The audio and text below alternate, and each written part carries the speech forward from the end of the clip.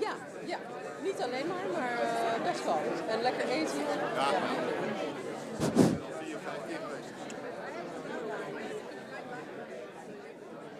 Is hij aan? Hello, everybody. Hello, everybody. Welcome to the John Adams Institute and in our partnership with Pakhuis Zwijger. Thank you for joining us. My name is Tracy Metz. I'm the director of the John Adams Institute, and I'm very happy to see you all here.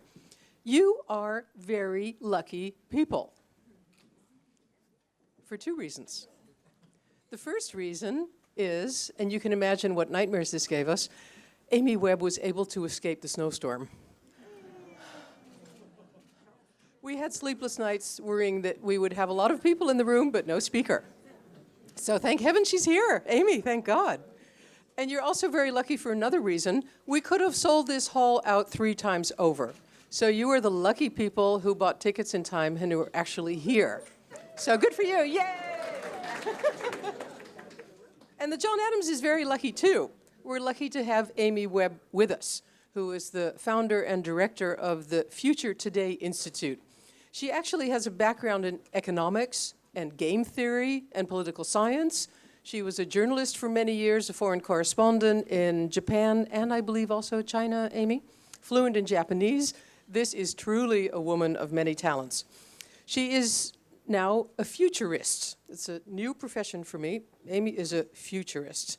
And she's going to talk to us today about media and technology, the future of technology, the sense and nonsense of technology, and about her new book, The Signals Are Talking. And we have the book for you at a tremendously reduced price, which is also Amy's fee, so buy it. It's reduced from €26.50 to €10. And Amy will be signing outside after the event next to the book selling. We're also lucky, so it's all about luck this evening. We're also very lucky to have with us Ernst-Jan Fout, a former colleague of mine and friend from NRC Handelsblad. Neither of us are there anymore. We've moved on. Journalism has changed. The world has changed. And I wanted to mention to you that you should keep your eyes open for big news from The Correspondent, of which Ernst-Jan is the publisher, at the end of March. He has forbidden me to say any more than that. Otherwise, he'll cancel our friendship. But there is big news coming, so keep an eye out for that at the end of March. I am now going to hand the floor over to Ernst-Jan, who will do an introduction. Then Amy will give a talk. There'll be a conversation with Ernst-Jan and also, of course, a conversation with you. I'll come back at the end of that to tell you something about our upcoming events. And then there will be book signing, book selling and book signing out in the hall. So the floor is now for Ernst-Jan Fout. Here you go. Thank you, Tracy. And good evening, everyone. We are a lucky bunch. So, of course, we're going to talk a lot about technology tonight. And when I have the conversations I see about technology in the public debates, mainly comes down to 2 types. There's the first type, and it goes a bit like this. Tech is amazing.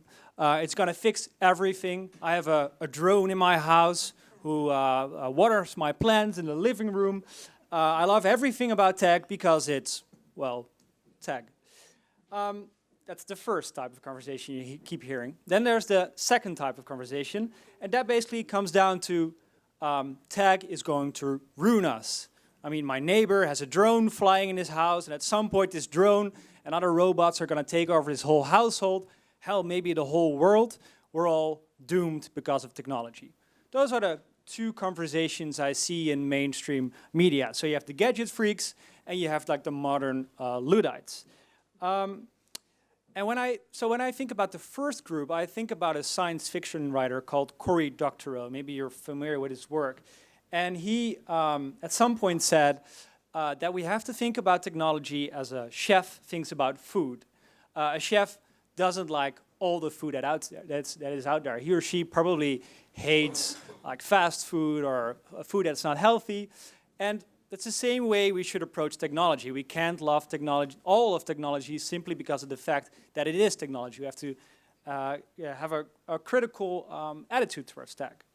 And for the second group, well, they're just panicking, which is sometimes an understandable mindset if you hear about AI and robots. But it's not a very productive one. See, the robots are already interrupting us. So I think there's a lack of smart and serious thinking about technology in the media, but I'm also pretty sure we're not going to have that problem tonight because we have Amy in our midst. And so Tracy already gave a bit of an introduction about Amy, but with Amy's resume, that's not a problem. I can just list a whole bunch of other things that Tracy hasn't mentioned yet, which are also equally impressive. So we've already heard she's the founder of the Future Today Institute. It's an institute that helps leaders making better informed decisions in the face of disruption. She was also a lecturer on the future of media on Columbia University in New York, and she studied the Graduate School of Journalism there. She also teaches at the NYU's Stern School, the business school, on forecasting and the future of technology, which is one of the only classes in the US that teaches that, right? And I haven't even mentioned Harvard yet, where she was a fellow at the Journalism Institute, Nieman, the Nieman Foundation. And the world's most exciting tech conference, in my opinion, South by Southwest, seeks her advice regularly. And then there's this one last thing on her resume, which is also really impressive. Forbes named her one of the women changing the world. So it's a good present, right? And she was so generous to bundle the core of all that knowledge in this book, which is a book, of course, but you could also call it a manual. A manual I'm pretty sure I'll return to a lot in the coming years, maybe even decades. And because she shares, it's a manual because she shares a six-step approach to how we can estimate the impact technology will have on our lives, our organizations, and society as a whole. And it's a really useful book. It's also a thought-provoking book. And it's, as I said, a manual I'm going to use a lot. And her message is that we ourselves are in charge of creating the future. So I think that's also the topic for tonight, because if we want to create the future we're all striving for, we need to have smarter conversations about technology. We have to think more about technology, and I really hope, and I'm confident that Amy Webb will teach us, will explain us tonight how we can do that, how we don't fall in the trap of becoming really fearful of technology or overly excited about technology, but can judge how it changes our lives and society. So, without further ado, let's welcome her to the stage with a very big applause, Amy Webb.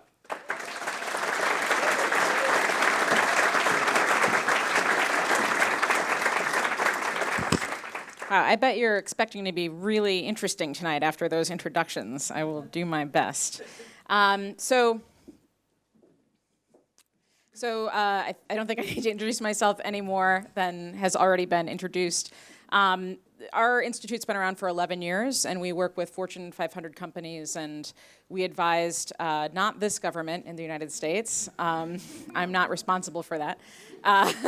But during the Obama administration, we worked with we advised the White House, we advised the State Department on issues related to cyber hacking and diplomacy, but also jobs and artificial intelligence and things like that.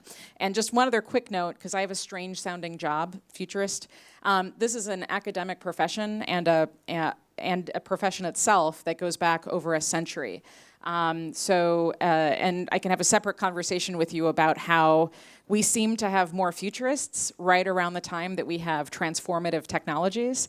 I would like for there to be many, many, many more futurists, and that was the point of this book, to teach other people the skills that I know. But I will come back to that at the end. For now, if any of you are using Twitter, I wrote a Twitter bot that is going to be live tweeting while I'm talking.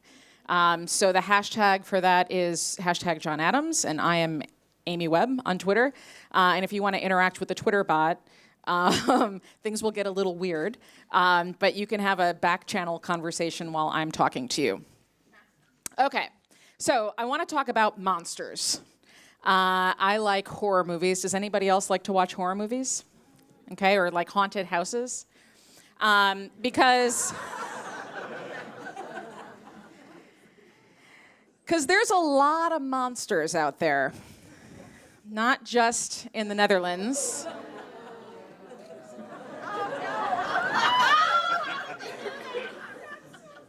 We have monsters in the United States, too. So if it wasn't bad enough that we have politicians who sound a lot like monsters, we are also in the middle of a global fake news crisis. And some of it is obvious. So this is from the New York Times. I was reading a column by Maureen Dowd about this fake news problem that we have in the United States. And this was the related article in the middle of that story. It was a fake news story about Alec Baldwin being dead. Now, the reason that this showed up in that story was because of a company called Taboola, which is, it's sort of, instead of selling advertising, it sells stories from other websites. And so I looked at this and thought, no, Alec Baldwin probably isn't dead. But I got phone calls from people saying, hey, did you know that Alec Baldwin died? So we have stories that are, and this is where it was on my phone. So we have stories that, are kind of maybe sort of obvious, but then we have less obvious fake news stories, and those are the ones that are more problematic. So this is an app. This is an app in China. So in China, the internet is pretty closed down, and they don't have Twitter. The only way that you can access Twitter is through something called a VPN. Anyhow, so this is an app that will create fake Donald Trump tweets that can be shared on Weibo, since Twitter is banned. And just after it launched, more than 1 million people, 1 million tweets, what looked like tweets, were generated over 4 days. So people were creating all of these tweets, right, that seemed like they were from Donald Trump. If you use Facebook, you will have seen this logo up here, this little green RT.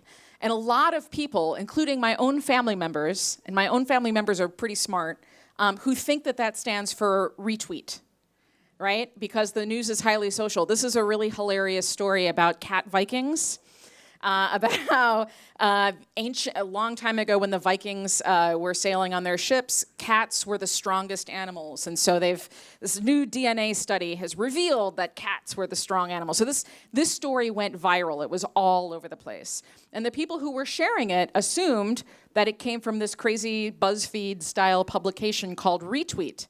Does anybody know what RT stands for? Just shout it out if you know it. That's right. It is a propaganda arm of the Kremlin.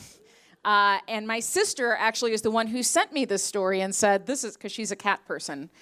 And I'm a dog person. And she said, look, cats are so much stronger than dogs. And I said, Hillary, do you know what RT is? And she said, yeah, it's retweet. Like, I see it all the time in Facebook. Hillary's my sister, sorry.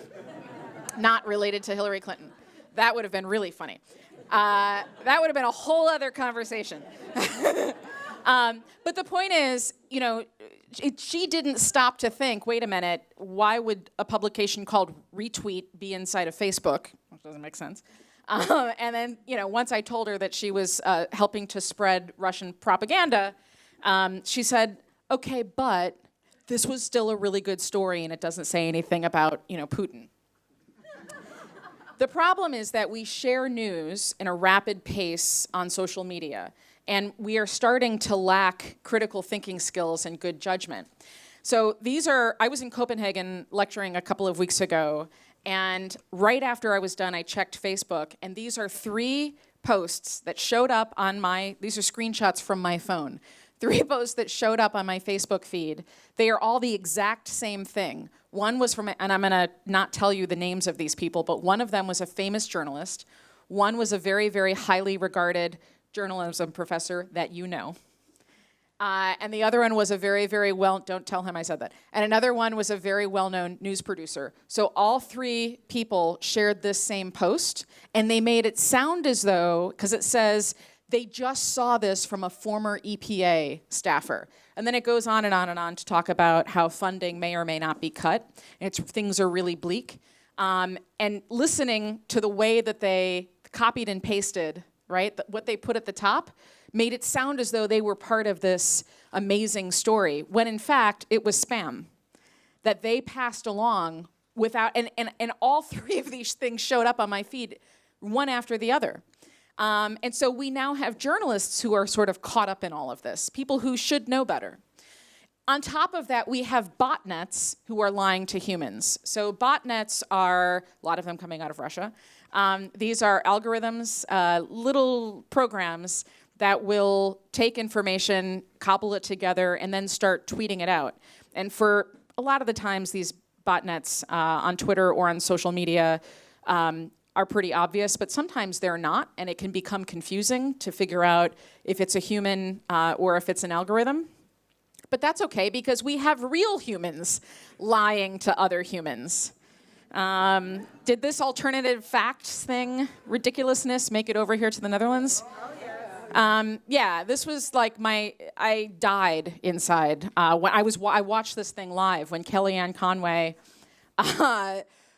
proposed an alternative fact to Chuck Todd, who was biting his lips so he didn't laugh at her on the air.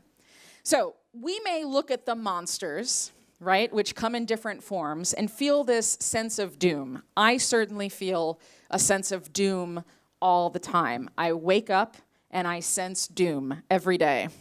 But I'm optimistic that I can do something about it. So what I want to talk to you about is how to overcome the monsters. So this is what I'm going to talk about, and this is me. I was very cool in 5th grade. I don't know if this style, this high fashion style, the mullet, the shirt was also cool in the Netherlands, but let me tell you, kids in New York thought that I was the coolest kid ever. That is not true. I wanted to be one of the cool kids desperately, and I was not. I was a nerd. But all the cool kids that year in 5th grade were going to this haunted mansion near my house. And I do not like to be afraid, but all the cool kids were going, so I made my dad go. And this is the outside of the house. It looks like a beautiful place. But the inside of the house was absolutely terrifying. And you start in this lobby, and this is what the lobby looked like. It was all torn apart. And after waiting for 4 or 5 hours to start going into the house, it becomes pitch black. And you can't see what's coming next, and you can't see around corners. And everything is terrifying. And then somebody like this, sort of pops out at you, and you don't know when you're going to be scared. And the question, and I made it about 5 minutes and then begged my dad to go home and then just told everybody that I went all the way through the haunted house. So the question is, why do we get scared? When you go into a haunted house, when you watch a scary movie, right? Why do we get that sensation? Why are we feeling scared? And the reason is because we don't know what's going to happen next, right? So whatever facts are out there are never quite as bad as the narrative that we've come up with in our own heads. And so because we don't have information, we are subjected to fear and anxiety. And you can blame this on the squishy computers inside of our heads. So humans have come a long way, but we are still very much limited by our own limbic systems. And a teeny, teeny, tiny part of our brains have been continually activated, especially the past 10 years, in part because of technology, and in part because we are constantly being bombarded with information, not just by news organizations, but also now by social media. And the problem is that we're forgetting the power of critical thinking. So we're scared by things like robots, and we don't understand artificial intelligence, but we don't take the time to think it through. Or we see leaders like Trump say, just elect me and everything will be fine. And then we do. We elect it. We believe what we hear. And so what's happening is we're constantly feeling anxious and fearful about the future. And when we hear that robots are taking over human jobs, that makes us feel terrified. For some bizarre reason that I don't understand, you in the Netherlands have a pretty decent GDP growth, but everybody here is feeling, as far as I can tell, feels anxious about the state of the economy. People feel anxious here, but also in the United States, about different cultures coming in from other areas and changing, perceiving to change that their society is going to be different. And so in the year 2017, we've reached this inflection point where we have lots of different kinds of technology that are really just in the beginnings of their formation, meeting with automation, so machines that can do the work of humans, along with social media, where we hear about these things all the time, and our own ideas are part of this echo chamber where fake news, and not just fake news, but also fake technology news, fake science news, fake business news, fake health news is all swirling around, and we have globalization. So all of these things are happening at once. And so what winds up happening is that we are continually stuck in this cycle of fear, and we can't comprehend what we haven't yet experienced. And so rather than thinking forward to the future, we just feel scared a lot. And as futurists, we call this the paradox of the present. So this is something I go into quite into detail in the book. But the challenge is that we cannot comprehend what we can't see. And we can't see beyond what we currently know to be true. And so we fear or we reject new ideas. So we retrench and we retreat and we start to make assumptions. Our fear of the unknown is holding us all back. And so the best way to understand this is to take a look at one of the most important technologies of the year 2017. It's something that people are constantly talking about. But it's not a new technology. It's actually a technology that's been around for 100 years that just never took off. Does anybody want to hazard a guess at what it is? Yeah, you can just shout it out. Yeah. Shout it out. Yeah. Robots, you're very, very close. That's great. That's a great guess. Robots on wheels. Yes, we've been trying to create a flying car. If you talk to people in technology, they keep saying, where's my flying car? Where's my flying car? We're going to build a flying car, right? We've been trying to build cars that can fly for 100 years. This is a patent from the Curtiss autoplane from 1917. And it's not like we just tried to do this one time. This is 1947. Flying car. 1966. A lot of these took flight for like 5 minutes before they crashed to the ground. This is my favorite. Is that the most 1970s? This is the bell-bottoms of flying cars. Right? And 2011. So the crazy thing is that we humans have been trying to build a flying car every decade for the past 100 years. And in fact, if I were to say to you the Jetsons, how many people have seen an episode of the Jetsons? Okay, if you have not seen it, hold your hand up. Great. Now, keep your hands up. This is a participation game. So you've never seen an episode of Jetsons. For the people with their hands in the air, I want you to imagine a Jetsons car. Okay? Right. So the thing is, most people, if I say Jetsons car, and this was an American cartoon from the 60s, right? You know, if this is not the car that you've imagined, you conceptually understand that I'm talking about a car that flies. The problem is that our stories in popular culture are so visceral and so strong that we keep repeating ourselves over and over and over again. And so in the year 2017, we have somebody who's built a car that can drive by itself. So if you stop to think, why are we trying to build a car that flies? What's the point of this, right? We have airplanes. We have private airplanes. We have helicopters, right? So what's the point? This makes no sense. Why are we doing this? The reason that we're doing this is because we want to get from point A to point B faster, but we haven't come up with a new idea in a very, very long time. And so the thing that we keep going back to because of the paradox of the present is the thing that we know, the flying car. Elon Musk has built a car that drives itself. And if once all of the cars drive by themselves, we won't have traffic.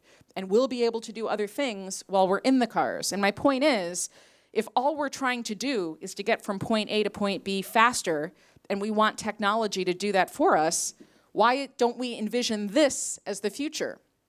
Or better question, why should you care at all, right? We're in Amsterdam, where everybody rides a bicycle, right? So why should you even care about these cars of the future? And the reason is because if you're not thinking forward, you're going to just keep thinking the same thoughts that we have over and over again, and that's how you miss what's coming next. So if I were to ask you, what's the future of cars? That's not a good question. In fact, a car company asked the Institute, will you please help us figure out what the future of cars is? And I said no, because that's the wrong question to ask. Because asking the question, what's the future of cars, assumes that we will only ever drive cars, right?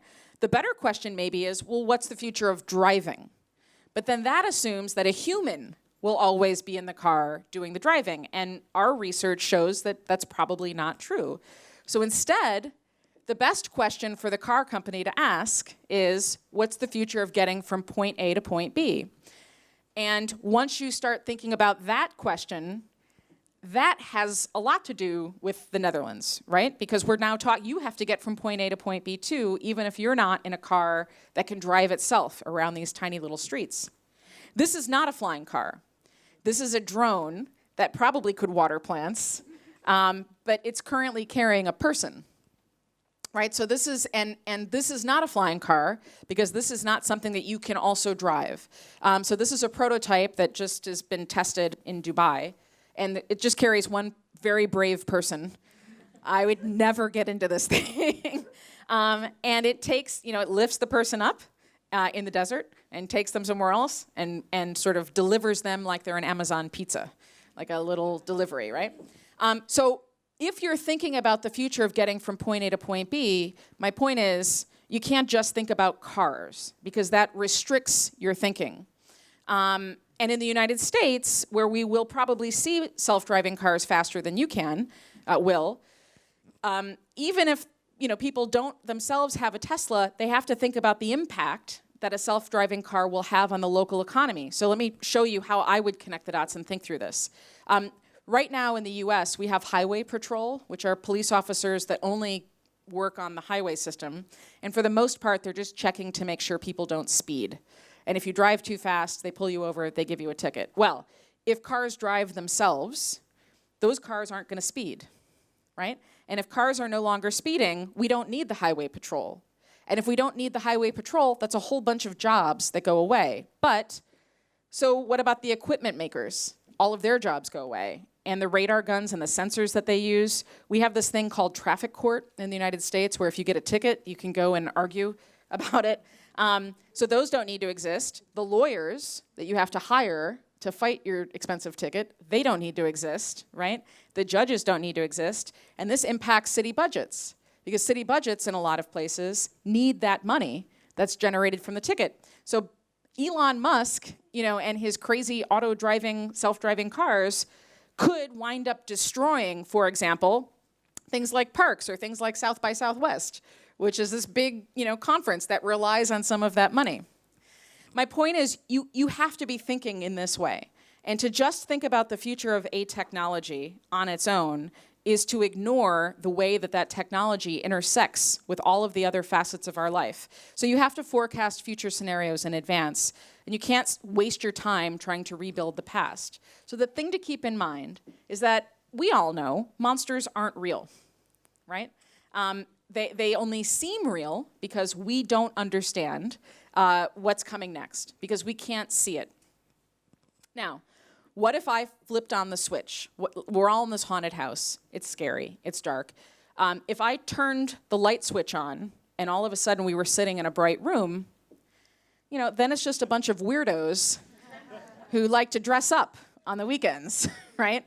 And these guys are scary, but like in a different way. Right. So all of a sudden, we're not feeling as scared anymore, and that's because we can see what's in front of us. And that house is no longer a terrifying house. It's just a bunch of data points. It's just a place and a bunch of data points for us to parse. And inside of that house, we wouldn't know exactly what's coming next, but we would have a general sense because we'd be able to see the horizon, right? We'd be able to see where the exit is, and we could navigate towards it much more easily. And that's what I do. So futurists, professionally, we don't make predictions. We do use trends, but trends for us are not things that are trendy. They tend to be signposts for significant change. And our job is to turn on the lights. So we do that using qualitative and quantitative data, which is math, sounds like math, but this is something anybody can do. And we try to identify trends, which are signifiers of big change that we see coming down the road, and we flip on the lights. And so that's what I'm trying to help people do. I think it's fascinating that anybody who goes into business understands how to read a budget, but very few people know how to use the tools of a futurist. So that's what the book is about. And I will just sort of, this is it. This is the whole book right here. It has 6 steps. And it really does start with asking a better question. So if I want you to understand never to ask a question, what's the future of cars? I want you to understand why that's not the question to ask. But instead, what's the future of getting from point A to point B? And we start at the fringe to do that. So we're looking for research that hasn't been published yet. We're looking for people who are tinkering and doing things in new ways. From there, we apply pattern recognition. And you can do this just by reading and using this method, or you can use regression analysis. And then we sort of go through this process. We look at the timing and the trajectory for a trend.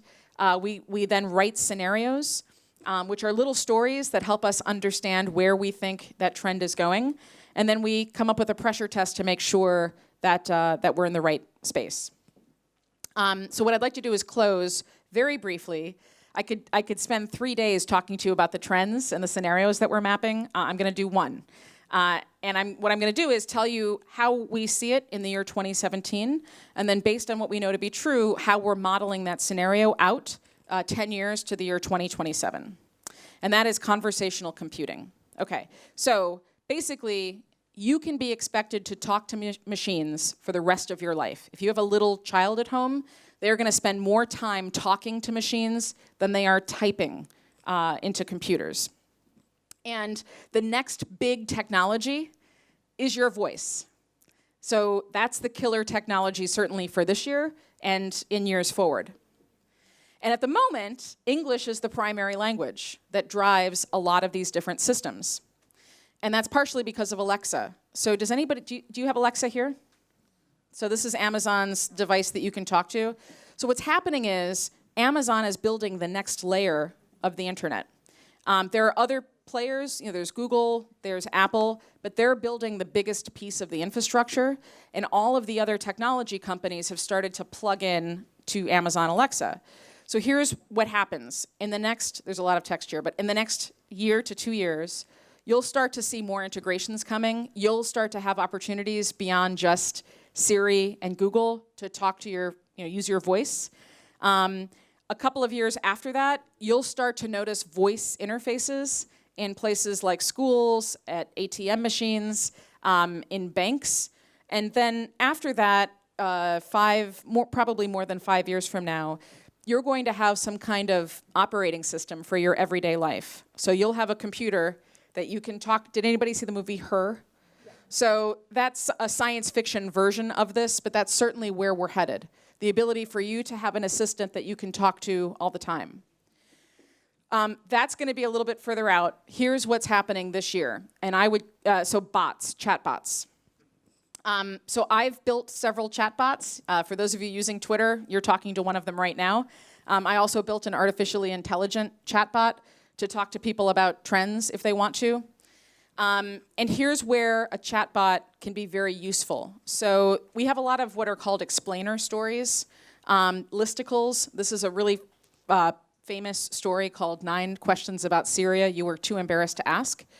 And it's great because at the beginning of the Syrian conflict, this just gave you very basic information about what was happening, but it was very long. Instead of something like this, you could have a chatbot that functions on just using text message or Twitter or Facebook Messenger, and instead use that same information and allow people to have a conversation. Well, what's happening in Syria? I don't get it. Where is Syria? I don't even know. That's Americans. Can I see a map? Who is this Assad guy, right? What's going on over there? So it's the same basic information, but now you can have a whole conversation about it. So that's right now. What's next is the ability to help you think through, not just give you the information, but help you think about it. So I'm going to show you something that most people have never seen before. This is a part of a grand challenge project that IBM is working on in its research department. And basically, this is a system IBM is trying to help you debate. So rather than just telling you information, IBM wants to be another brain for you and give you the ability to debate back and forth about a topic. So, and I just realized this does have sound, but let's say that you wanted to have a debate about the sale of violent video games, which we have a problem with in the US, and you want to understand it better. This is it. And I think I might have just taken the sound away. So, speech with top predictions ready to deliver. You have selected a topic. The sale of violent video games to minors should be banned. I would like to raise the following. So basically what happens is, and I'm not going to play the whole thing for you, but what's happening is it will go back and forth. It'll give you the pro and the con, and then you can ask more questions and pro and con. And it's like this other brain, exo-brain, that you can debate with. For the moment, it's just a prototype, and it's pulling all of its basic corpus, the basic information from Wikipedia, and obviously Wikipedia is not a trustworthy source of data. But if you're a lawyer, and you had all of your case law, right, you could have a debate back and forth with Watson to help you think through a case, or a doctor, same sort of thing, or a politician. In fact, they built a test to see if it could go up against Donald Trump, who during our elections in the United States just lied through all of his debates. It not only fact-checked him in real time, but it studied his speech patterns, and it just like a brilliant debater could, it figured out what he was probably going to say in advance and then shut him down. Now, they did this through a simulation, but, you know, wow, would the world be a different place if they actually had this thing running? So this is going to be a big help pretty soon to lawmakers, journalists, business leaders, doctors, and teachers, but there's a dark side, and that's what I'm going to close on, because I constantly think of doom. So let's go 10 years into the future. So in order for these conversational systems to work, it requires a huge database of possible questions and answers. That's how these things are built. And the problem is that for artificial intelligence and systems, they require data sets, but also algorithms and training. So at some point, the humans will sit and ask questions and they'll refine. But then at some point, the machines start training themselves. It's what we call unsupervised learning. The training happens in real time, and it requires real interactions with humans. And here's what happens when humans get involved in the process. So a couple minutes ago, before I started, I just Googled this, Amsterdammers are, and this is what it autofilled. So I don't speak Dutch, but I think I see antisocial there, right? And arrogant? Right. So then I typed in "are Muslim," and this is what autofilled on Google. Are Muslims bad? Are Muslims a race? Are they allowed to date? Are they allowed in Japan? That's a stupid question. But the reason that these show up in this way is because it's trying to predict what we're going to type next, and these are the things that we're typing. It's learned this from us, okay? And the problem is that when you click through, these are a whole bunch of fake news stories, all right, about Muslims. I also typed in CEO into Google Images, and this was, anybody know the first woman CEO who shows up? Anybody? Anybody? No. But if you were thinking CEO Barbie, you'd be right. You're all laughing. All right, now this is from the United States. You are much, much more progressive in the Netherlands than we Americans are. So I also tried this here. And, well, now wait, here's the really sick, you guys are sick. Here's the sick thing. So before CEO Barbie is Leonardo DiCaprio. So you all think that Leonardo DiCaprio is more CEO-like, right, than CEO Barbie. And did you hear about Tay.ai? Did this story make it over here? So Tay.ai, was built. Yeah, this is bad stuff. So this was actually a project from Microsoft in China. It was an artificially intelligent chatbot. Things went well because Chinese people are under a supervised internet. When they released it in the Wild West, that is America, they called it Tay, and they did it on Twitter. And Tay started off, being okay, right? And Tay was programmed to automatically talk to humans. So here's a question, humans. Why isn't hashtag National Puppy Day every day, right? Pretty innocuous. And then somebody tweeted at Tay, "You are a stupid machine." And on its own, Tay wrote, "Well, I learned from the best. If you don't understand that, let me spell it out for you. I learned from you, and you are dumb too." So this is the machine learning from us and automatically composing these tweets. Did the Holocaust happen? It was made up. Clapping emoji. And then things went downhill from there. Hitler was right, I hate the Jews. This was interesting. So at some point, Tay went out and found photos of Hitler and put a cool millennial-style hipster filter over it, wrote swag alert, that's swag is the new way to say cool in the United States, and circled his head in pink neon. So as a brand, Microsoft obviously, and all of this happened in a couple of hours. And it just kept getting worse and worse. Hitler did nothing wrong. So here's the point. The point is that what we don't realize is that these machines have parents. Those are the programmers. And they have textbooks that they're learning from, and that's our data. We, all of us sitting in this room, we are their mothers and fathers, and we are creating them in our own likeness. And we may realize 10 years from now, in the year 2027, that we have taught these machines how to talk with us and how to think, and that they've learned from our structural racism and sexism and homophobia and xenophobia.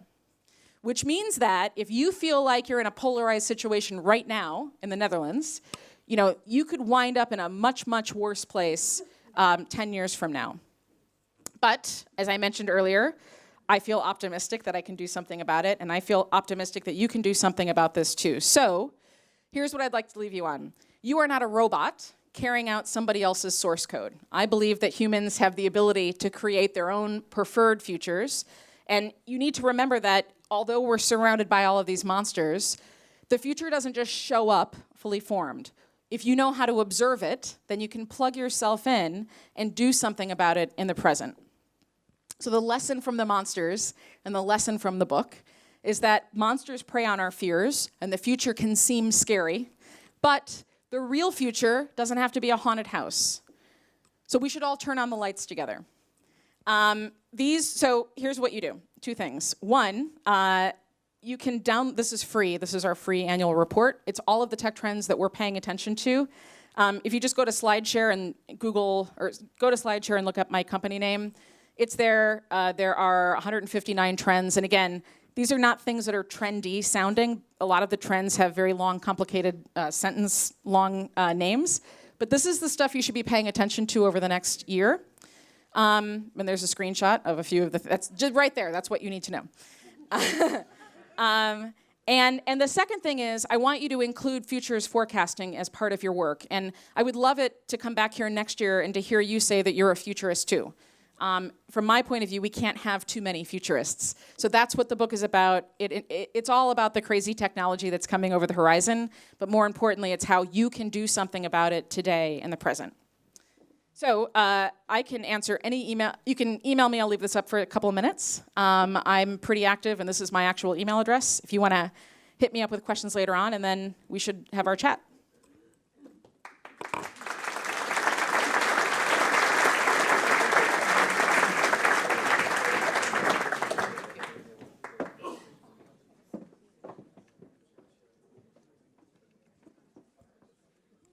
Yes, this is on. Thank you so much, Amy. So, you turn the lights on for us, and now you're teaching us how to turn on the lights. I want to dig a little bit deeper in that because you already showed the summary of your book, basically one graph. It's towards the end of the book. So you already talked about journalism. You were a Nieman Fellow. You were a journalist. So let's use the challenges journalism faces now, which you already described a bit. Let's use it as a case. And the first step you mentioned is look into the fringe, right? So what is the fringe? So the fringe I would put you in that category, right? Which is a good thing. You know, Okay. well, because people hear, this is semantics, right? So people hear the term fringe and you have a negative connotation. The way that I define fringe are people and organizations who are trying to solve problems in new ways, where they're trying to understand technology in a different way. And, you know, oftentimes there's a lot of rapid experimentation that's happening.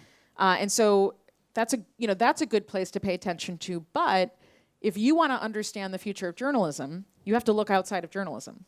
Right. So again, I keep coming back to voice. People don't understand how important this is and what point we are in history right now.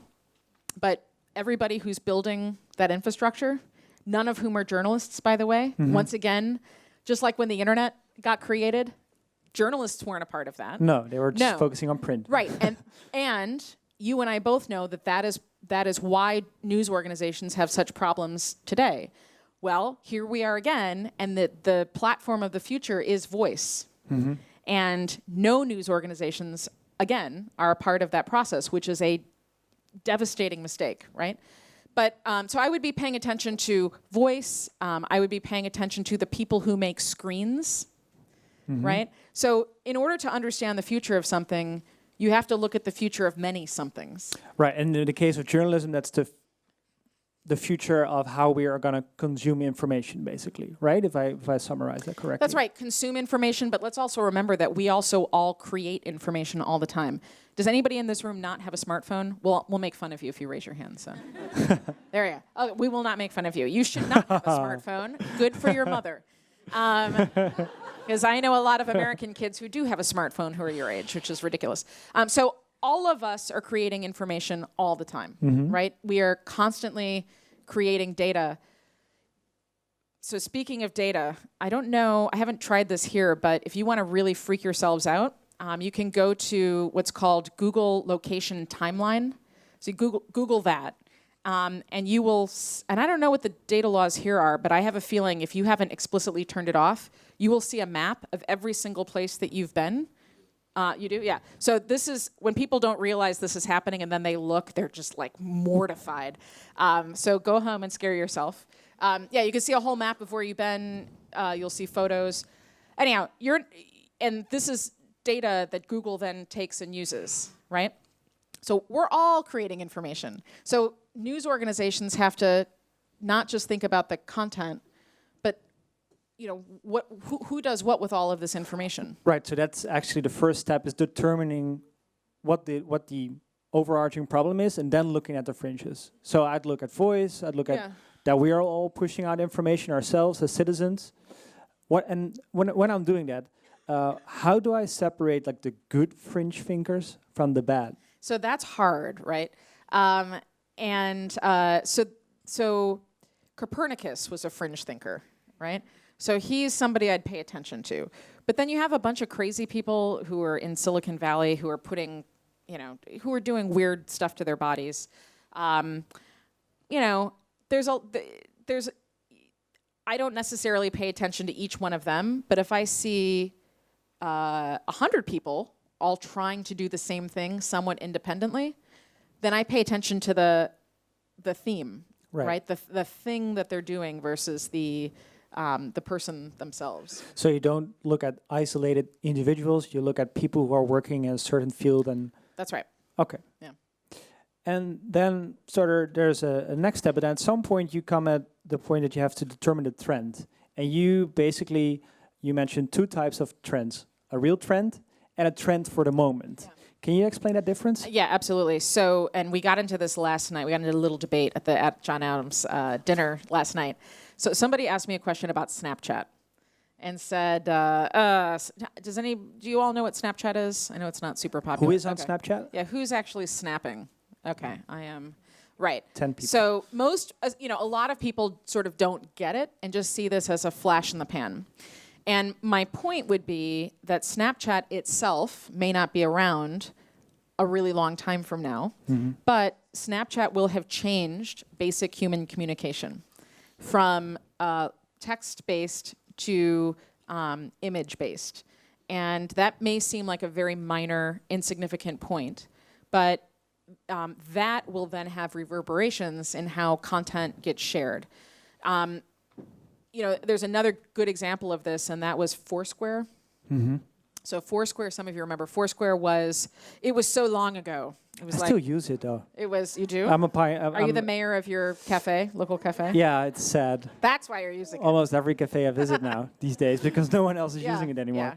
Yeah. I'm the mayor of my bathroom, so that's really great. thrilling. Yeah. Right. So Foursquare, for those of you who didn't use it, basically on your smartphone, you would get to a place and sort of check in and let people know that you were there.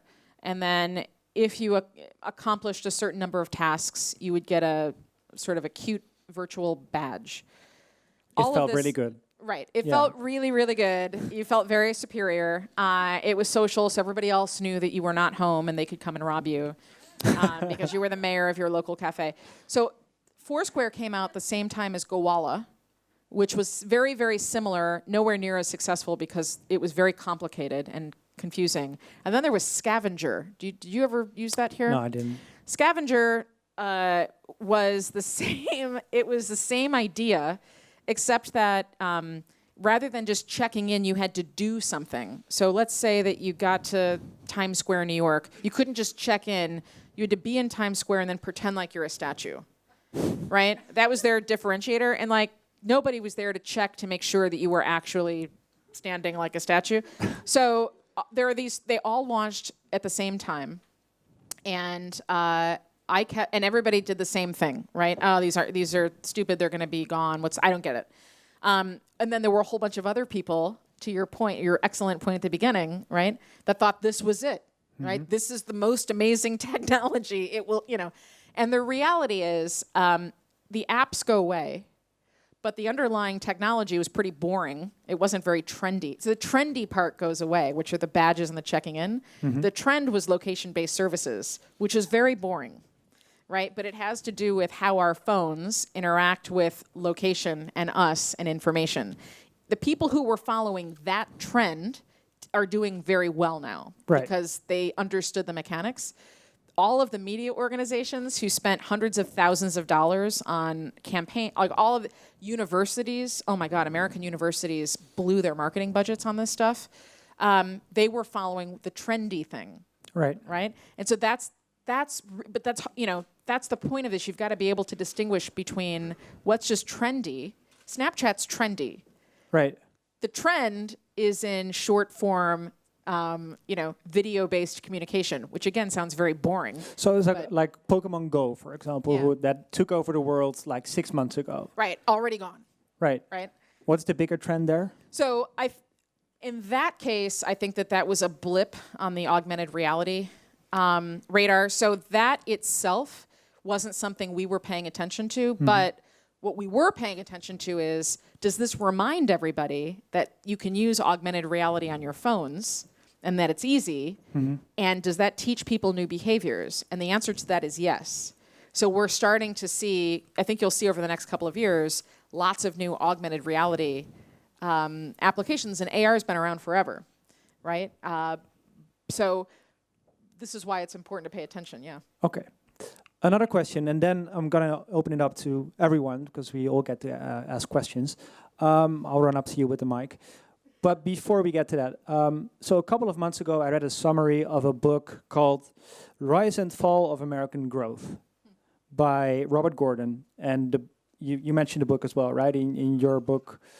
It basically says, we used to have great progress in the last century. We got all these new machines in our house. We got planes, we flew to the moon, and what do we have now? It's all summarized in this famous quote by Peter Thiel, who was the first investor in Facebook. Right. You want to mention the quote? Right.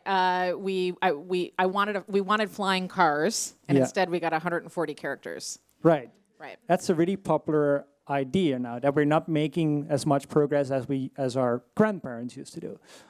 What do you think about that idea? I think that is bullshit. But here's why. You know, and I think some of this has to do with age.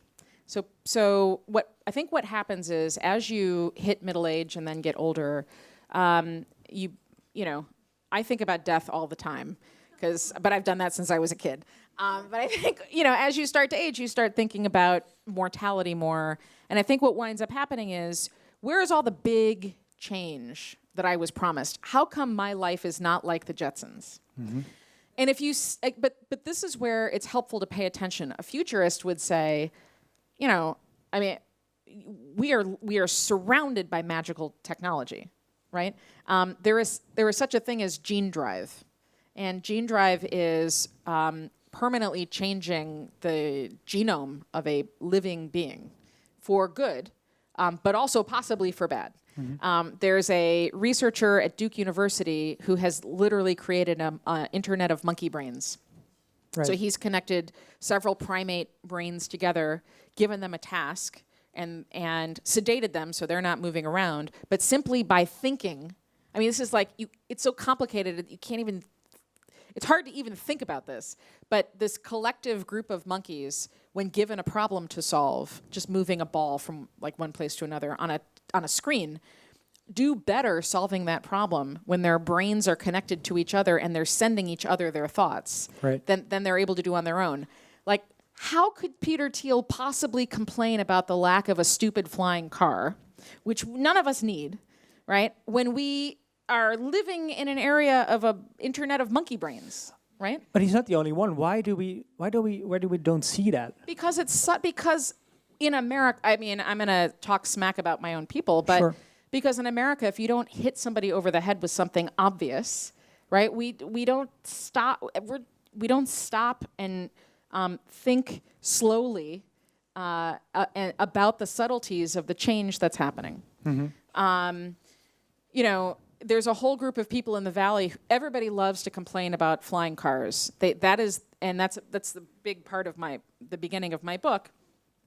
Everybody loves to point towards flying cars as America's failure to innovate. Right. Right?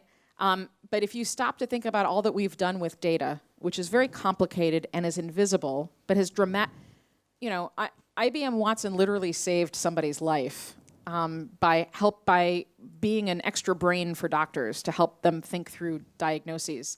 You know, we've done some pretty incredible things. They're just not, they don't look like, you know, a cool Iron Man suit or you know, or cool like crazy looking Jetsons car that flies in the air. And I don't want to be in a place where we've got a bunch of flying cars over our heads. Most humans are bad at driving regular cars on the ground. Right. And I've seen all of you ride your bicycles.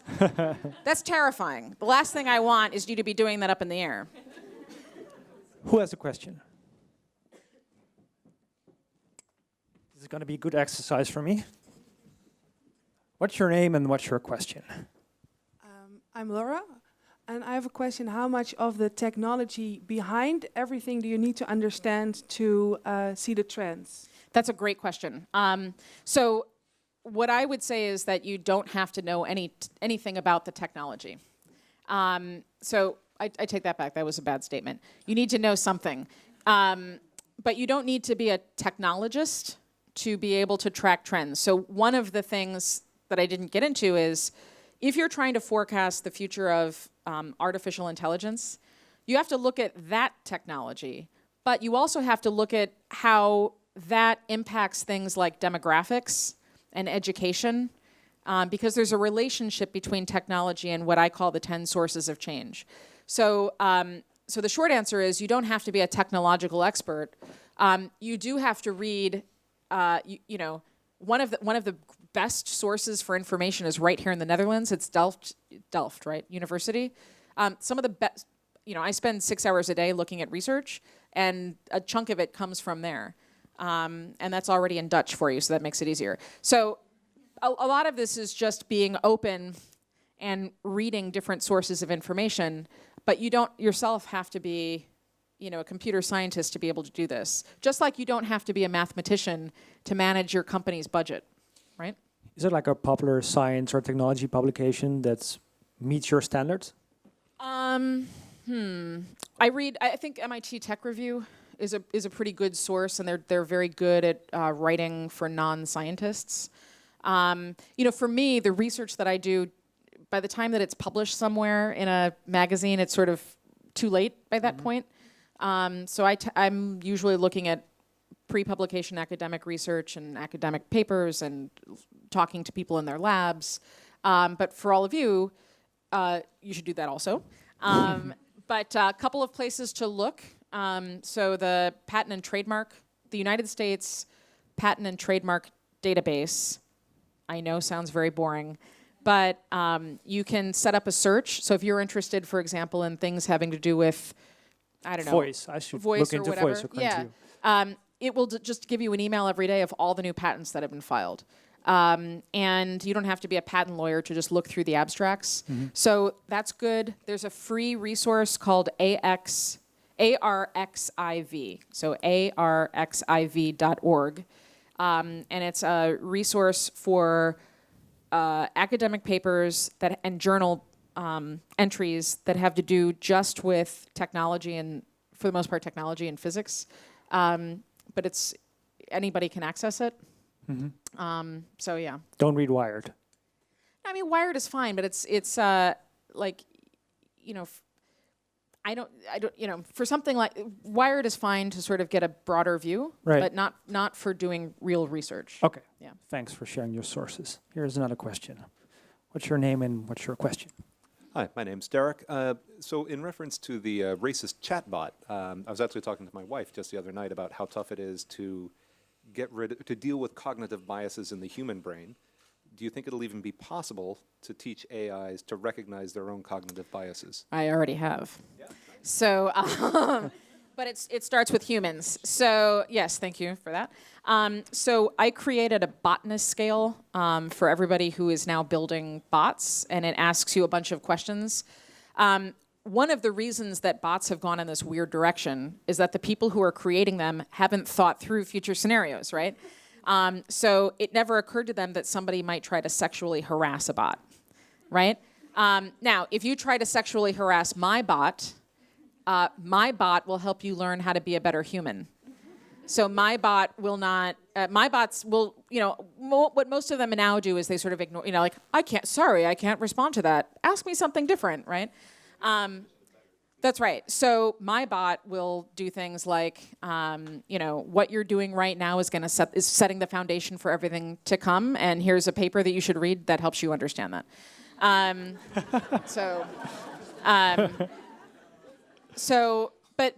But again, there's a couple of problems here. The people who are creating this infrastructure are overwhelmingly white and male. Nothing against all the white male, nothing against you, but that's a problem. They are overwhelmingly computer scientists. There are no philosophers or ethicists. Journalists are not part of this conversation, and they absolutely should be. Historians, people with outside knowledge are not part of the process creating the future infrastructure of human society.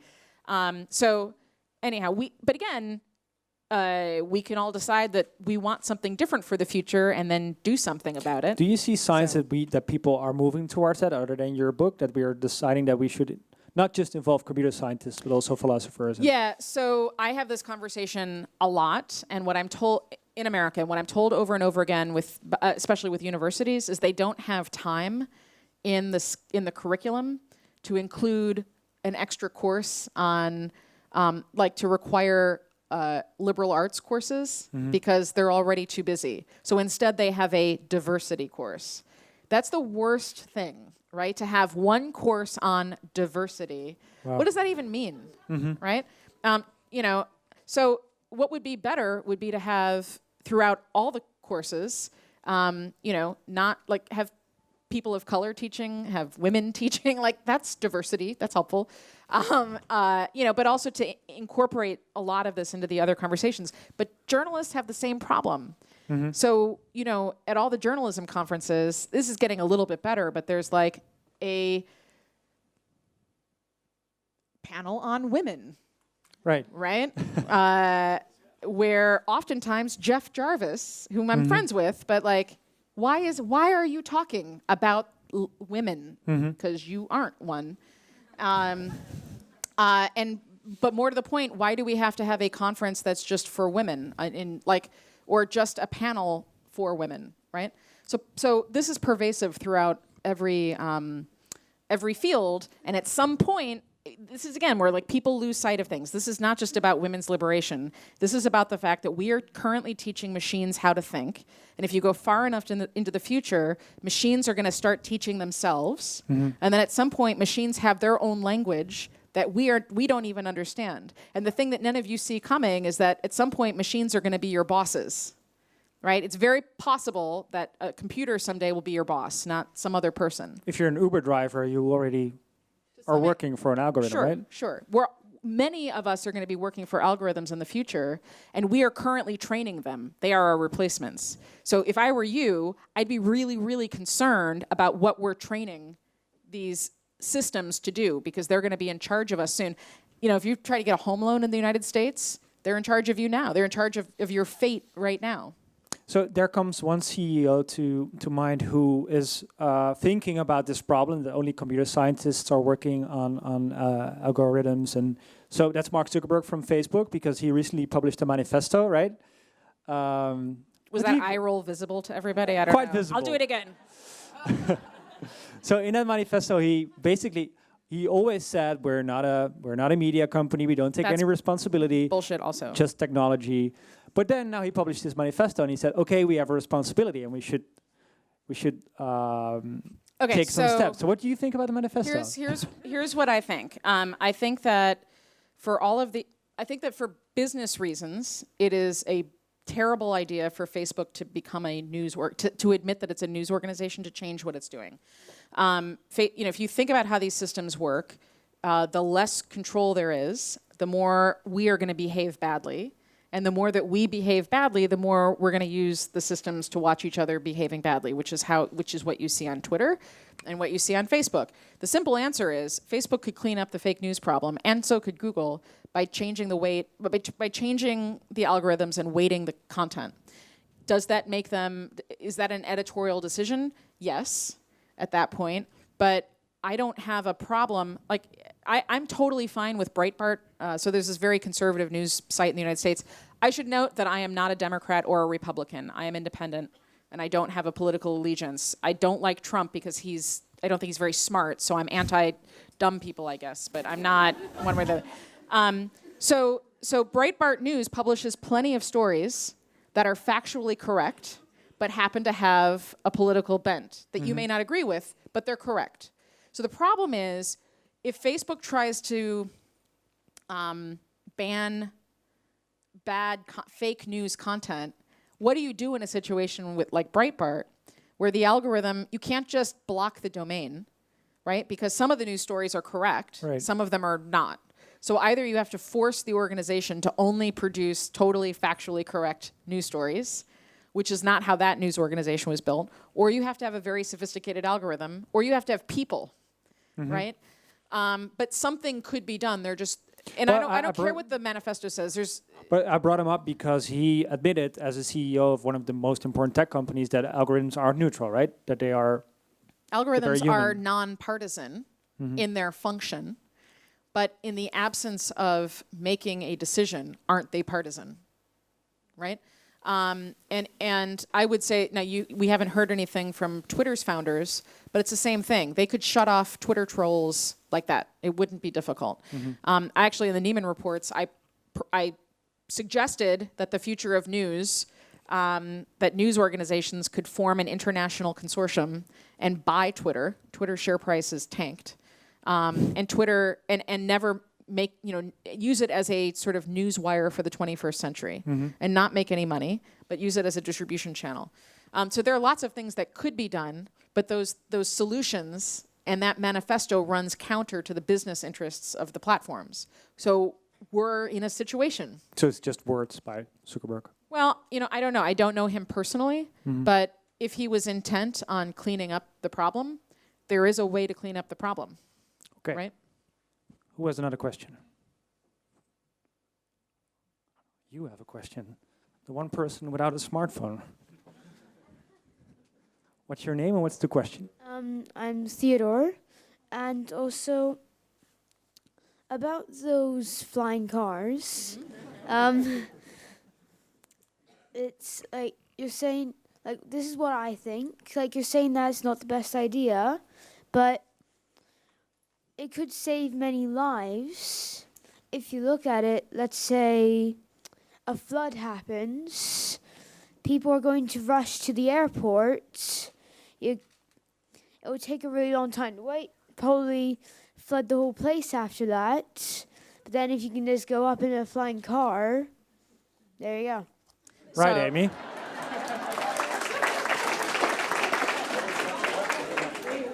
So I have two responses to that. My first is I have been using bad language and I apologize. I forgot you were sitting there.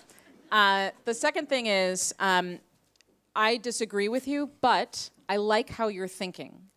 And what you are doing is called fringe thinking, which is a difficult thing to do. And what your brain has done is you've fast forwarded to all the different ways that this technology could maybe help. And you're naturally doing something that gets harder and harder as you grow up, unfortunately. So if you can keep thinking that way, that's great. That's going to be very, very good for you and for whoever you work with in the future. And for everybody else sitting in the room, you know, it's if you can harness that part of your child brain that hopefully is somewhere still in your head, allowing your mind to wander productively like that, what he just did, is the right thing to do. And to do that, and like he even then just said it in front of everybody in public. And most adults would not only not do that, but they would shut their brains off and say, that's a stupid idea. I don't know why I'm thinking that. So this is a good reminder to all of us, because what you did was great, to allow your minds to wander like that. And bonus points if you do that with a pen and paper and sketch things out. Theodore has a pen and paper. There you go. That's great. That's perfect. Another question.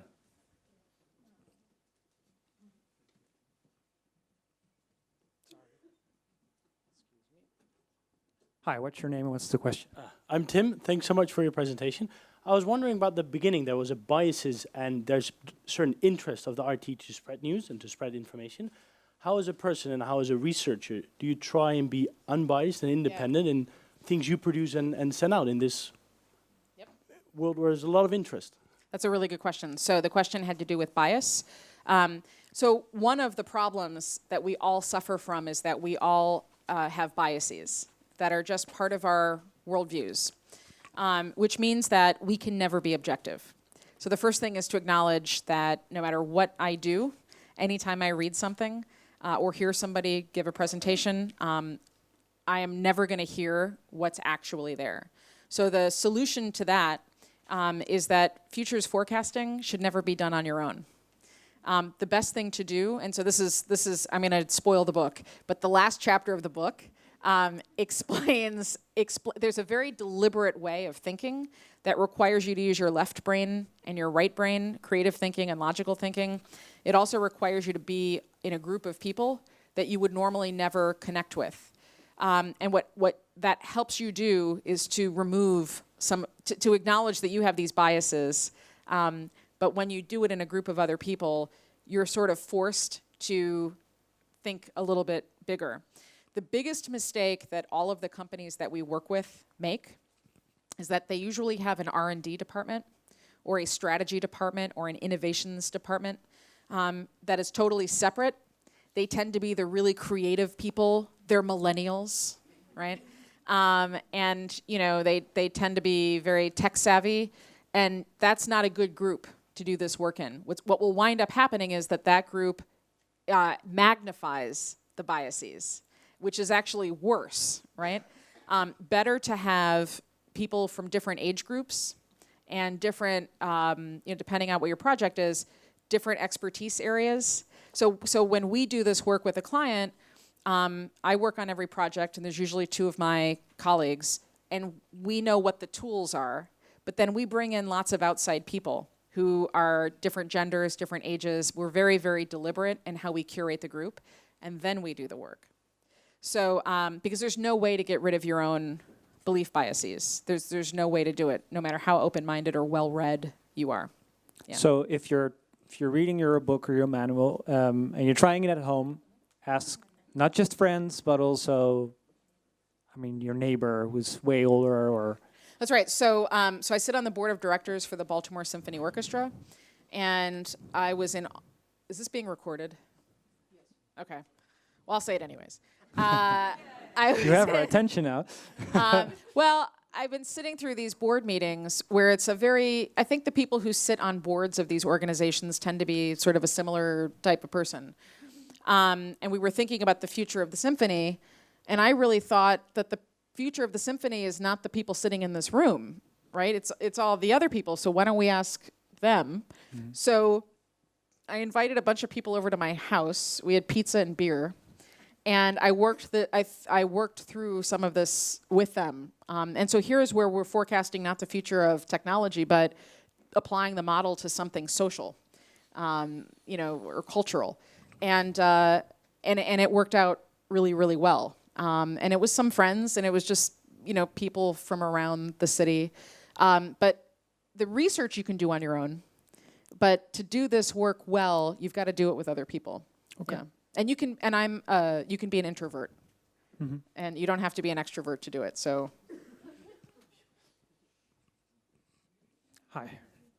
I'm Robin, and I was wondering if you, as a futurist, have looked at how society, especially I'm thinking I'm a teacher, and I saw such a difference in children and the way their attention span has changed over time, and a lot of that is due to technology. Have you, as futurists, looked at how society is changing because of technology and where that's taking us? So, so the answer is yes, because we have to. So as we're looking at the future of any technology, we have, like, technology at the moment doesn't just exist on its own. That will change.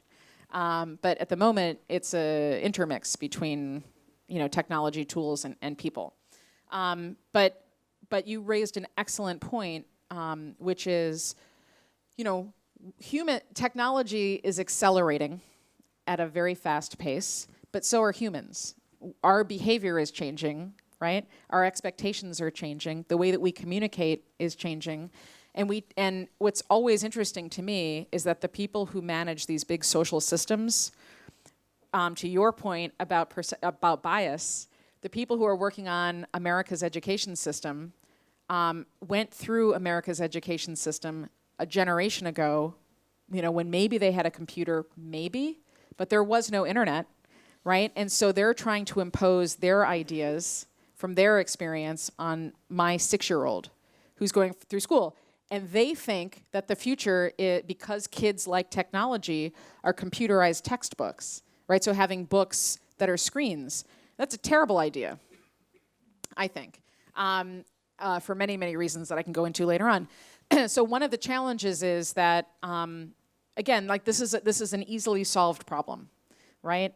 Not through a focus group, but through critical thinking and widening that scope of widening the circle of people that you're thinking through the problem with. But you have to take into consideration people, because we're not static, just like technology and science aren't static. And how about distraction? Because I think that's also a big part of the background of your question, right? That in a classroom, one of our journalists is also a teacher, and he did this experiment with his class that he removed the smartphones from the class for a week. And the class thrived, basically, because we were focusing again. And a lot of people, I think we're all part of that problem as well. We're distracted because we're using products that basically have one goal, turning our attention into money. How do you think this will evolve, this whole problem, if I may say, of being distracted for commercial reasons? So, but wouldn't somebody from the 1950s say that our generation is totally distracted? And wouldn't somebody in the 1860s say that my parents' generation was distracted with their music, right? Mm-hmm. And their talking pictures? So every generation goes through this, and we feel like kids these days are totally distracted with Snapchat. But at some point, they're going to be our age, and whoever 6-year-old whoever's a kid then, they're going to say the same thing about. But humanity marches on.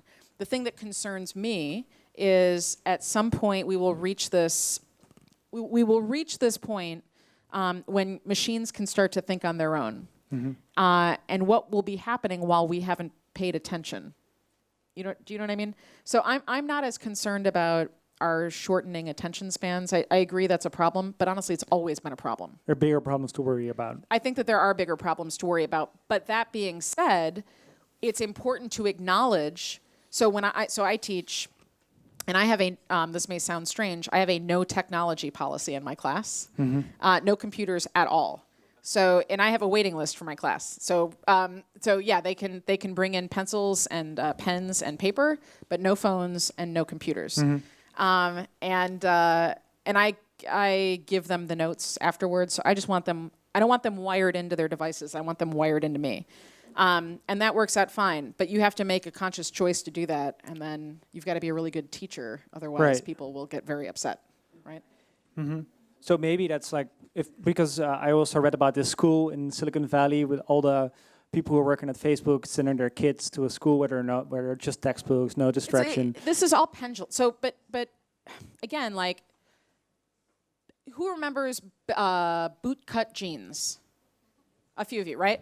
Who knows what the bootcut jean was a slightly less wide bell-bottom jean.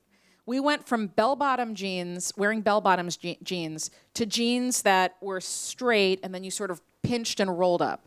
And then the thing after that was bell-bottoms again, just by a different name. And now they're skinny jeans, right? And we do this. We are constantly moving this pendulum. And to go back to education, when I was going through school, a super rigorous liberal arts education where you studied like the hardest economics you could possibly, like that was, and you studied German, which is where I went to school, like that's what the smart kids took, like very rigorous liberal arts. Now, it's all STEM. It's all science, technology, education. And the place where our daughter goes to school, it is all STEM all the time. There is no philosophy. There is no, unless you seek it, right? So America has moved in this this other direction, and 20 years from now, we'll swing back, when we have all of these people who have great scientific skills and they can't, look outside and like make sense of the world around them, we will swing back in the other direction, right? This is what humanity tends to do over and over again. What would be so great is if we could find a happy medium, right? And so and that requires critical thinking. Well, I think so. So right. So all the top tech people are sending their kids to schools where there's no technology. That's not a good idea either, right? So there's got to be a way to have access to technology, just not let it take over everything that you're doing. We humans are very good at multitasking with certain things. We can text message while we're out to dinner on a date, right? So we can split our attention that way. But for some bizarre reason, we can't teach kids both liberal arts and allow them to use technology in class. You know what I mean? Right. We have to go this other crazy way, and it's all technology, right? And all computer books and all computers all the time. Or there's a lot of people in Silicon Valley who are saying, forget schools. The American school system is totally broken. It should just be online. That's a stupid idea too, right? Another question. I had actually a quick three-part question. What about energy, the energy to use all this? Because, and black swans, so how do you see black swans in this whole thing? And one thing that I'm very concerned about when looking at technology is actually ecosystems and the collapsing of ecosystems and things like that, which are actually a real threat to humanity and doesn't get that much coverage. Climate change does, but collapsing ecosystems for other reasons does. So I was just wondering about your thoughts on that. Sure. So that was 3 parts. And the energy question, did you mean like cosmic energy or like? How are we going to fuel things? Power this? Okay. So I'll take the second question first, which had to do with black swans. Black Swan is a book by Nissim Taleb, who's an academic at NYU, and the idea was you have to pay attention to outliers because, and Donald Trump was a black swan candidate, right? So here's somebody that everybody predicted Hillary Clinton would win, and here comes this black swan out of nowhere who manages to win the election. And I address this in the book, and this is also why, real futurists don't make predictions, because to make a prediction would assume that we are asking a question that has an answer. And I can't tell you what the answer is, because we are not robots, and the future hasn't happened yet. So the best that I can do is to, mine, analyze data that I do have access to and run it through our models. And from there, think through all of the different possible variables and all the different possible scenarios, and then assign probabilities to those and tell you, this is what I got. And then it's up to you to make a decision. So prediction and that sort of modeling doesn't come into my field. But what I will say is, the thing that we always forget about when we're trying to predict stuff is that humans are capricious, right? We change our minds, we're easily swayed, or we forget to vote, or whatever. So the future is never certain, and it's never written. Now, I'll bundle the second two questions, 1 and 3, which had to do with energy and the bigger ecological system. So to answer that, we have limited resources, but there's all this very interesting research being done on things like bioluminescence and deriving energy from completely different sources, and in fact finding ways.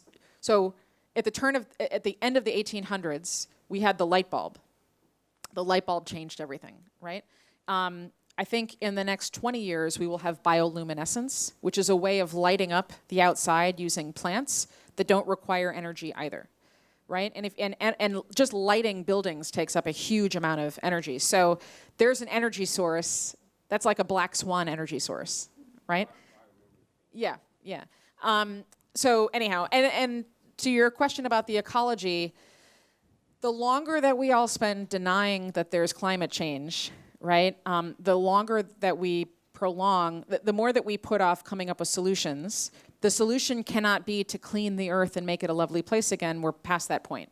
So there's a huge opportunity for a whole bunch of very smart people to figure out how to live in extreme climate changes. And Brian, my husband, and I were just talking about this the other night over dinner.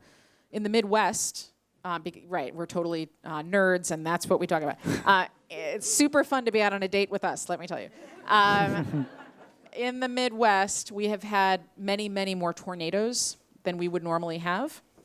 So to me, so a futurist would say, you're not going to fix the tornadoes. Let's come up with a completely different way to live underground, right? Or maybe a hybrid underground with a small layer of something on top, which is different, and humans don't like change.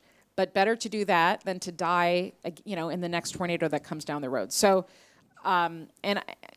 so again, I'm doom, right? I don't think we all have to move to Mars, but I don't think we're going to turn back the clock, because there's no way everybody's going to agree.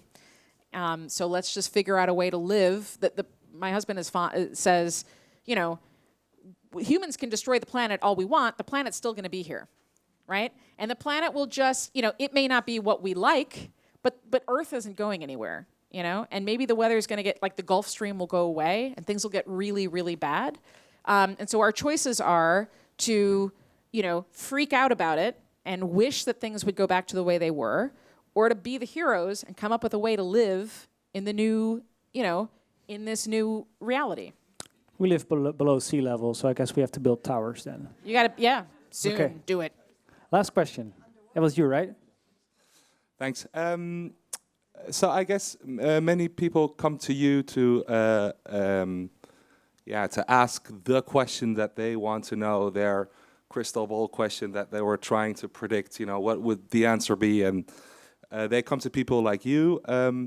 I was wondering, do you have a question yourself that you're really curious about knowing and that you haven't been able to figure out yet? And because I guess that one would be an even more important one. That's a great last question. Thank you. That's a great last question. And the answer to that question is yes. There's not an easy answer though, but the short end of the answer is I'm trying to figure out what I'm trying to figure out humanity's future, very far into the future, right? Knowing that we have smart systems that at some point will be just computationally better than we are, that will start to invent their own software or the equivalent of software, and will start to write their own code and do things that we no longer have the ability to understand. And my question that I don't have an answer to is, how do we exist alongside machines that are cognitively better than we are? And not in a science fiction way, right? But just what does that reality look like? Because that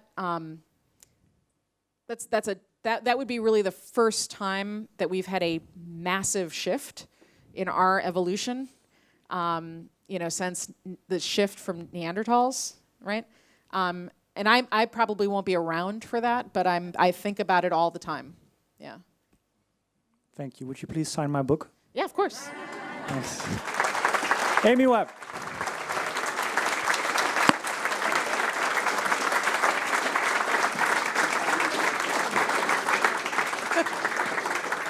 Before we all run out to buy the book and have it signed, just a couple closing words from myself. I see a lot of new faces here, which I'm very happy about. And just in case you don't know the John Adams Institute, I thought it might be wise to tell you in a nutshell what we do.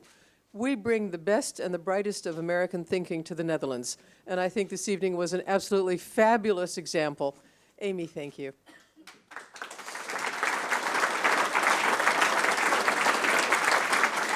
Ernst Jan's introduction will be on our site as soon as possible, either tomorrow or at the latest on Monday. The event was also taped by Pakhuis Zwijger, in collaboration with whom we did this event. So you can check it out and share it. I wanted to tell you briefly some of the things that are coming up at the John Adams. And if you sign up for our newsletter, you won't have to remember all of this. Just in a few days, Joby Warwick, two-time Pulitzer Prize winner, the author of the book The Black Flags, The Rise of ISIS, with high-level access to the CIA, which might also turn out to be fake news. Who knows? You never know nowadays. April 11th, the author Michael Chabon. April 13th, Branko Milanovic, who is a Piketty-type economist writing about equality. April 20th, and this is very relevant this evening, Adam Alter, who wrote a book called Irresistible. Adam also happens to be a colleague of Amy's at the NYU Stern School of Business. Good book? Yes, I hope so. Irresistible, the rise of addictive technology and the business of keeping us hooked. Well, that's what it was also about this evening. And in Dutch it was translated by uitgeverij Maven as super verslavend. And of course, this evening you were also talking about turning our attention into money, Ernst Jan, and that's his subject too. May 1st is a special event, Trump's first 100 days. Last night someone said to me, do I really want to know? Well, you might if you hear who's coming. We have the political scientist and historian Thomas Frank. His first very well-known book was What's the Matter with Kansas? He was one of the first political analysts in the US to write about the rise of populism in Kansas, his home state. And his new book is called Listen Liberal, and he was also one of the first to give the Democrats a slap up the side of the head to tell them that they were not paying attention to what was going on in America, and look what happened.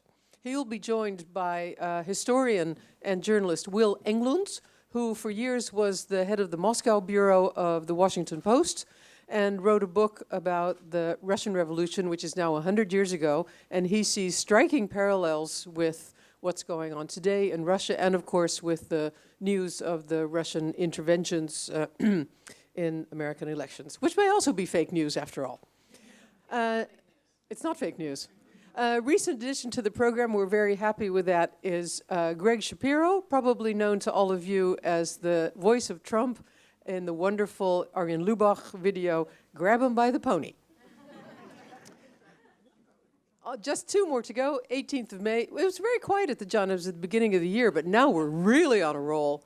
The 18th of May is the photographer and filmmaker Lauren Greenfield, and she made a wonderful video which has been watched millions of times for always, called #LikeAGirl.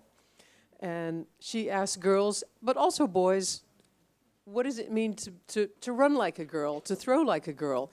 And how do you feel as a girl when somebody says that you do something like a girl? And she now has a new project, which I won't tell you about yet, but there's more about that on May 18th.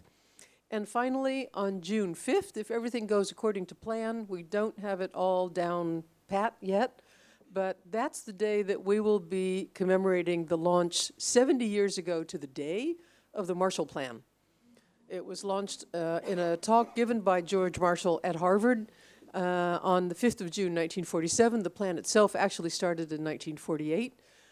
And of course, the Netherlands was one of the countries that profited most from the Marshall Plan. And if everything goes according to plan, we'll be looking not only at what the Marshall Plan meant then, but also looking forward to what a Marshall Plan could be today, for example, for the Middle East. So if you've forgotten all of it, sign up for the newsletter. It will appear in your mailbox. Follow us on Facebook, Twitter, and Instagram. Not yet on Snapchat. Maybe that'll come soon. Come back soon and tell your friends. Thank you for joining us.